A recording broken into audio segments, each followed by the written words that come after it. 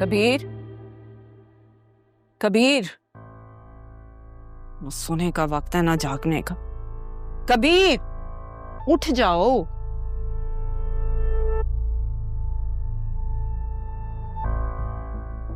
क्या मसला है भाई, सोने दो ना। तुम्हारा कोई काम बंद पड़ा है क्या? वैन खराब हो गई है, आज तुम छोड़ा हो स्कूल। नहीं, इत्तेफाक से मेरी भी गाड़ी खराब है, मैकेनिक की दुकान पे खड़ी है। तो तुम कैसे जाओगे काम पे? जब जाना होगा तो चला जाऊंगा। बाकी सब कुछ कर लेना, बस हमारे काम मत आना।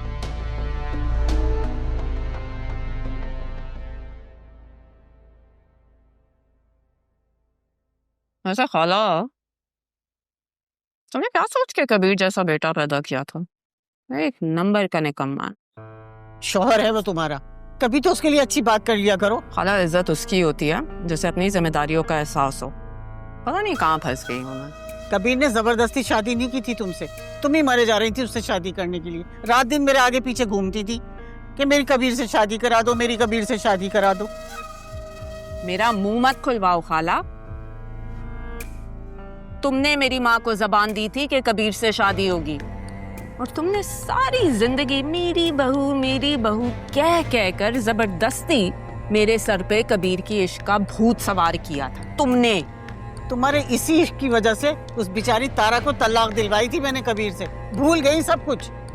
खाला, तारा को तलाक तुमने अपनी नफरत की वजह से दिलवाई थी, मेरी मोहब्बत की वजह से नहीं। तुम्हारी मर्जी के खिलाफ आई थी ना इस घर में, और तुम्हें तो पोता चाहिए था, पोती कैसे बर्दाश्त करती तुम? अब भी तो पोती बर्दाश्त कर रही हूँ मैं। तुमने कौन सा मुझे पोता देकर मेरा दिल खुश कर दिया? अरे तुम्हारी वजह से मैंने उसे घर से धक्के देके निकाल दिया, और माफी मांगने जोगी भी नहीं रही मैं। पता नहीं कहाँ होंगी दोनों माँ बेटियाँ। माफी तो दादी आपको मिलने वाली भी नहीं है।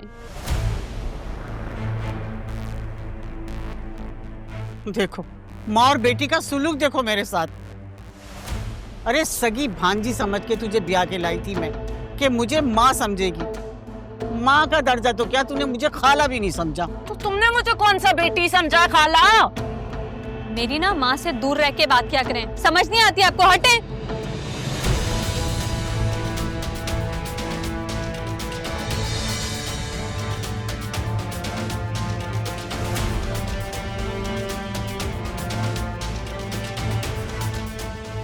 सितरा, जोर से धक्का देने की क्या जरूरत? मुझे क्या पता था।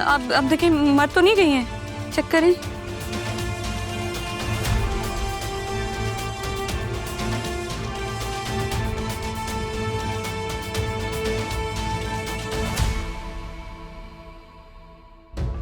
सितरा, मुझे कुछ महसूस तो नहीं हो रहा है। अम्मी क्या क्या कह रही हैं आप? देखिए, मर तो नहीं गई हैं कहीं, मुझे डर लग रहा है अम्मी। अब क्या करेंगे? मैं अब्बू को बुला के लेकर आती।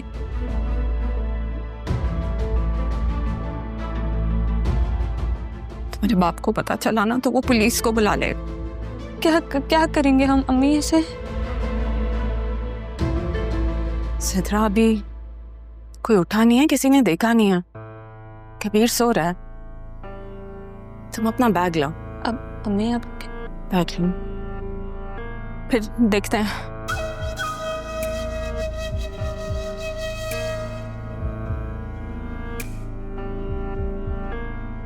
जल्दी से चलो।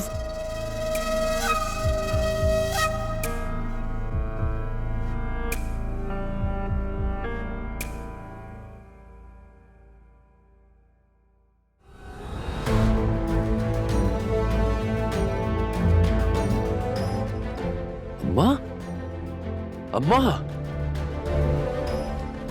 अम्मा, अम्मा, उठे। अम्मा, अम्मा, अम्मा,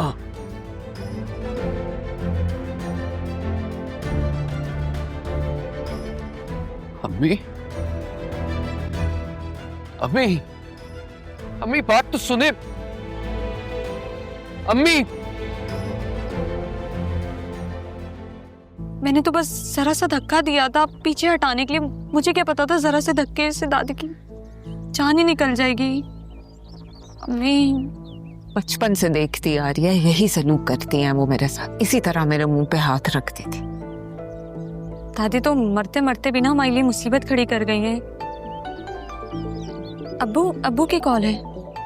अम्मी घबराइएगा नहीं, क्या कहेंगे आप अब्बू से? मैं नहीं घबरा रही हूँ, तुम मत घबराना और ज्यादा जज्बाती नहीं होना। हम पे कोई शक नहीं करेगा, हम घर साफ करके आए हैं।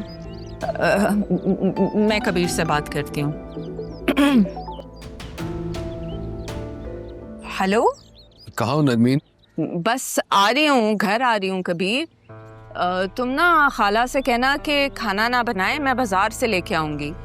वो ना सुबह कह रही थी कि उनकी तबीयत ठीक नहीं है, सर में दर्द है, कहीं चकरा के किचन में गिर ना जाए ना। तो पहले क्यों नहीं बताया?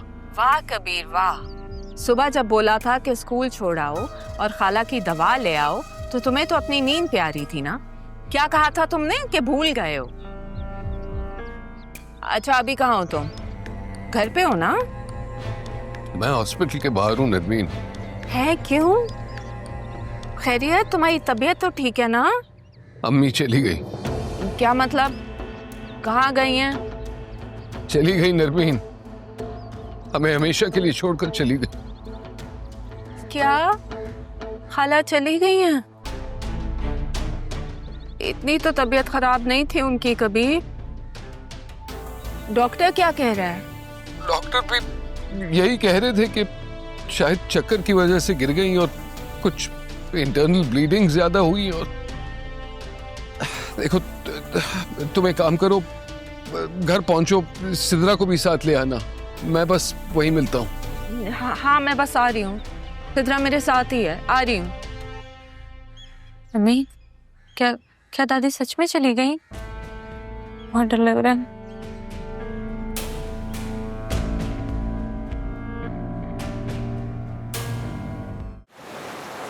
कुछ दिन पहले मिली थी, कह रही थी पता ही नहीं चलता वक्त कैसे गुजर रहा है, और आज देखे खुद ही नहीं है, आनन फानन चली गई। बस बहन, हमें भी नहीं पता था कि खाला अपने हाथों से आखिरी नाश्ता बना रही है। सिद्रा कहती रही उनसे कि वो आराम करे, मेरी बच्ची खुद नाश्ता बना रही थी उनके लिए, मगर बहुत लाडली थी ना उनकी। अब देखें घर कितना खाली खाली लग रहा है। खाला हमारे घर की रौनक थी। अरे कल ही तो सब्जी वाले के पास मिली थी, भली चंगी तो लग रही थी, मेरे से बात भी की थी, फिर अचानक। बस बहन, कल ना सुबह कह रही थी कि सर में बड़ा दर्द हो रहा है। मैंने उनसे कहा कि मैं छुट्टी करके घर में रह लेती हूँ, खाना मैं बना लेती हूँ, लेकिन वो बस यही कहती रही कि वो ठीक हो जाएंगी, कबीर से कह देंगी कि डॉक्टर को ले आए। पता नहीं शायद कबीर को मौका नहीं मिला।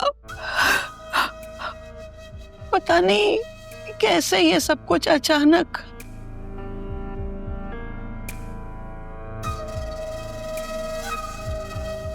अब्बू अब्बू अब्बू दादी में छोड़ के चली गई। क्या दादी मुझे माफ कर देंगी ना? मैंने ना उन्हें बहुत तंग किया है, वो मुझे माफ करेंगी ना? बताए अब्बू। बेटा तंग तो मैं भी बहुत किया करता था, और किसे क्या मालूम कि किसके जिम्मे किसका क्या कर्ज निकलता है। सिद्रा बस कर दे, कितना रोएगी, तेरी हालत देख के मेरी हालत खराब हो रही है। मिस दादी के लिए दुआ कर, अल्लाह उसे जन्नत में जगह दे।